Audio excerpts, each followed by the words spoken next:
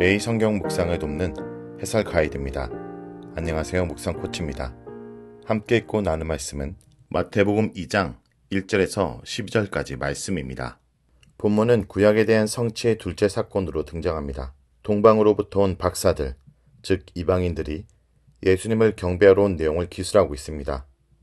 이와는 대조적으로 유대인들은 예수께서 이 땅에 왕으로 오셨다는 사실을 알아채지 못합니다. 1절에서 6절 읽겠습니다.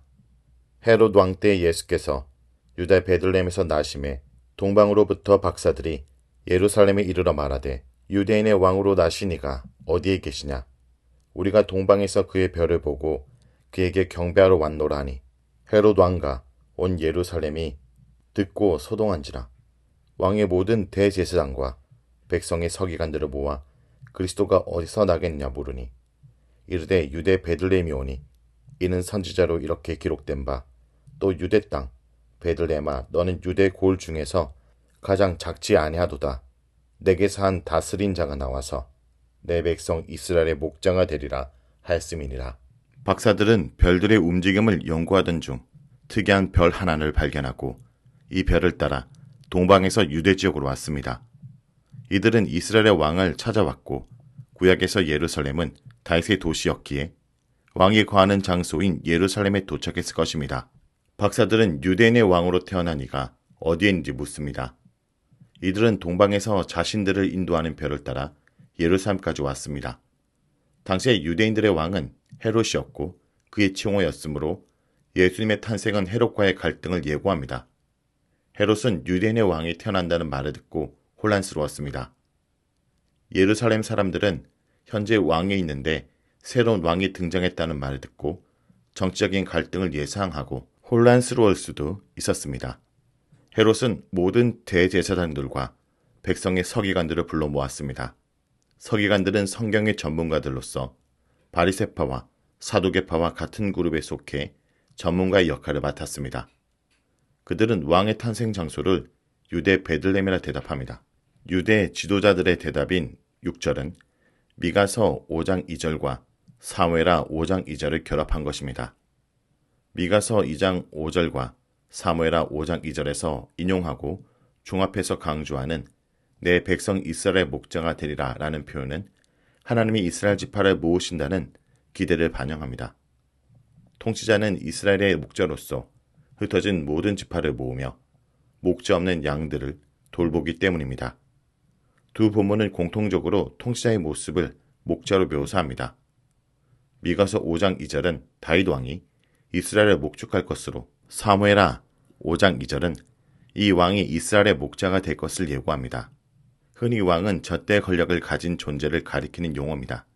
구약에서 하나님은 백성을 돌보는 목적으로 권위를 사용하도록 왕을 세우셨으나 그들은 목자 역할을 행하지 않음으로써 왕으로서 실패합니다.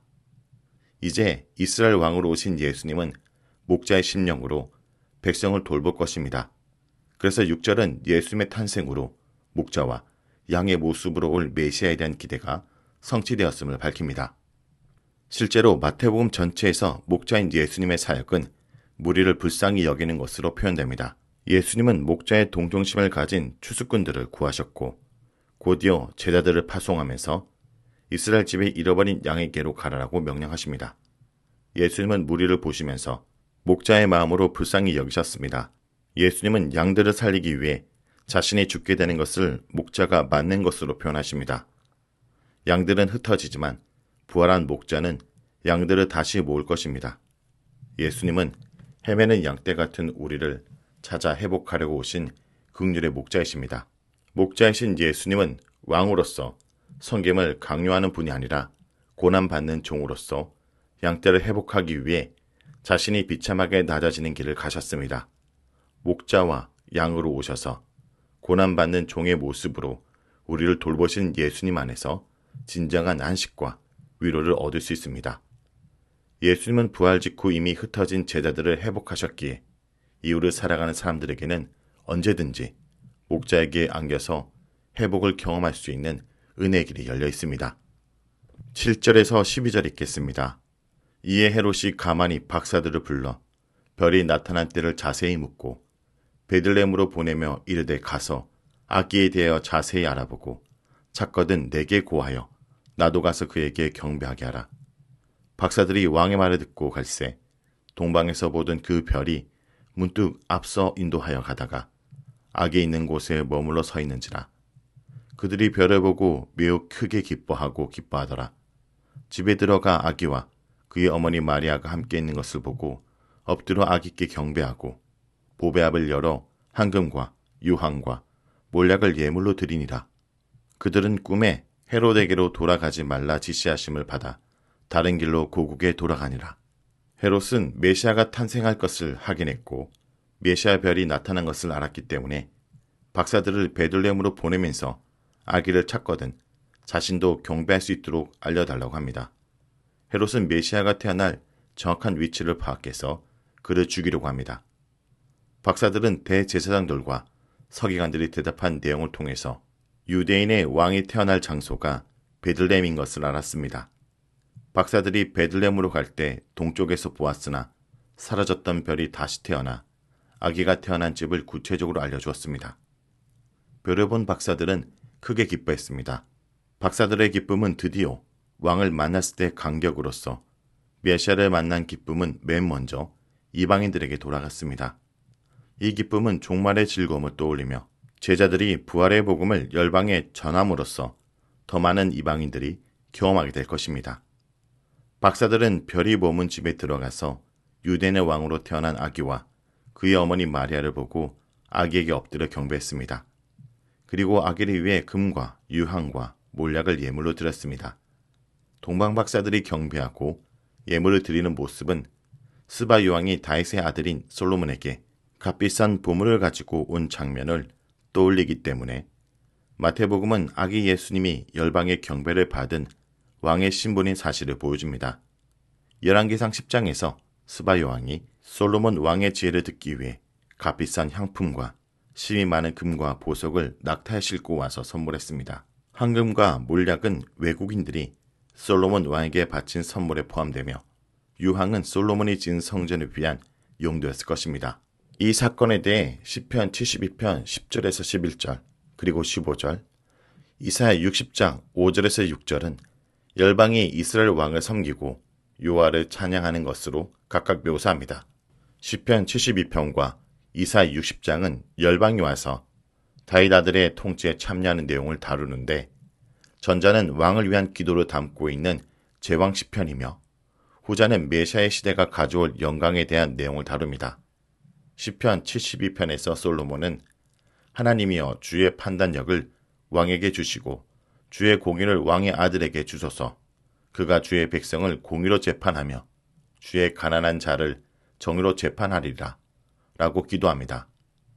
왕의 아들이 공의로 재판해서 가난한 백성의 억울함을 풀어주며 궁핍한 자의 자손을 구원하며 압박하는 자를 꺾을 수 있도록 기도합니다.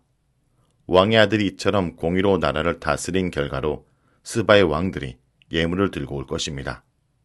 자, 우리는 여기서 구약에 나타난 이스라엘 선교와 이 개념이 어떻게 예수님의 탄생 사건과 관련이 있는지 살펴볼 필요가 있습니다. 시편 72편과 이사야 60장의 내용처럼 구약에서 이스라엘이 열방에 가는 것이 아니라 열방이 이스라엘, 시온으로 몰려오는 것입니다. 민족들이 시온에 몰려오는 것은 그만큼 이스라엘의 지위가 위대한 왕을 중심으로 우뚝 섰다는 것을 반영하기에 이런 일은 종말의 회복에 대한 기대를 대변합니다. 이 비전은 동방 박사들의 경배 장면이 보여주듯이 예수님의 오심과 사역을 통해서 성취됩니다. 동방에서 온 박사들이 엎드려 경배하면서 값비싼 예물을 바치는 장면은 베들레헴에 태어난 아기가 유대의 왕일 뿐 아니라 열방이 섬길 왕임을 그립니다. 열방은 목자의 심정으로 백성을 공의와 긍휼로 다스릴 왕이자 목자이신 메시아에게 몰려올 것입니다. 예수님은 열방을 회복하시는 유일한 소망인 것입니다. 자, 여기까지가 마태복음 2장 1절에서 12절까지 말씀입니다. 오늘 말씀을 통해 우리는 무엇을 묵상하고 적용해야 할까요? 예수님은 온 세상의 왕으로 오셨습니다.